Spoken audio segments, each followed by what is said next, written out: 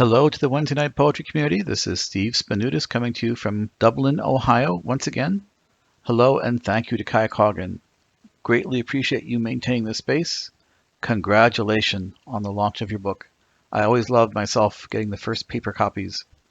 On tonight's theme, my poem is one from the Republic of Dreams from Book 4, Defender, and it's titled Kaili. The King of Dreams sat perfectly still, feeling the welcome warmth of the morning sun on his pallid skin. He sensed he was not alone, and opened his eyes, focusing them on the small shape before him. A young girl, perhaps 7 or 8, a refugee, one of the newcomers. "Hello, little one. What's your name?"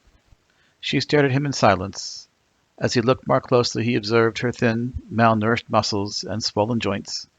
She was trembling, and yet she stood her ground, despite her fear. He asked her again, kindly, softly, "Hello, little one. What is your name?" After some hesitation, "Kaili," a faint, feathery voice. He nodded. "A beautiful name. It means destiny.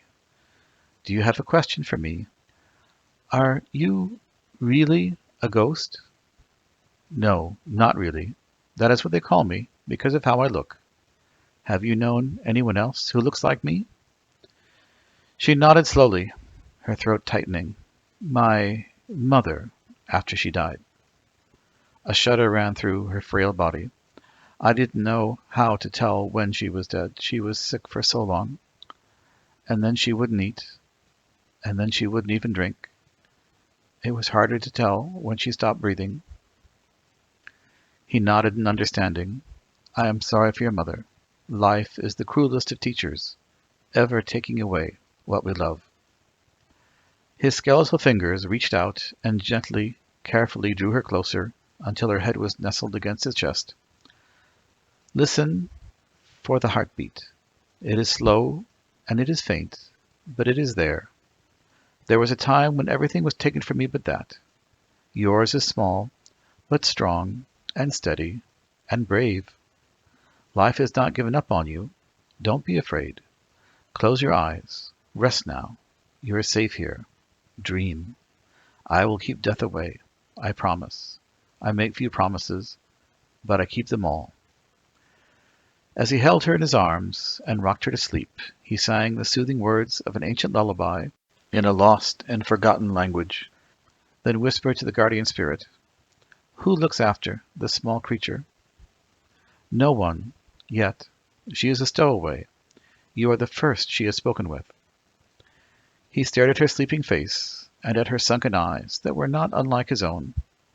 "Send me clothing, food, and water. Something easy to begin with. I will make sure she eats. Then I will take her to the doctor, and then to meet her teacher. Find her a home, one with loving parents and an older sister to watch over her. Yes. And for now?" "For now, I will stay with her until she awakens. There may be nothing more important the King of Dreams will do in this lifetime, or the next." He looked at the girl. "Destiny," he whispered. Whose destiny? The guardian spirit wondered. From across the common room, Ayata had watched this encounter, and now watched as the King of Dreams stared off into space, lost in thought, as the small child slept soundly in his arms. She looked at his thin, bone-like hands and pale, deeply scarred face, while a steaming pot of fish broth bubbled slowly on the fire behind her.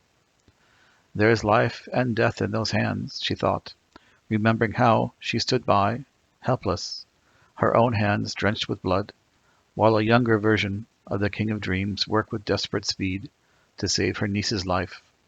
Oriata, the same niece who now stood behind her, expressionless, kneading bread for the midday meal. That was Kaili from Defender, Book 4 of the Republic of Dreams. This is Steve Spanoudis. Thank you to Kai.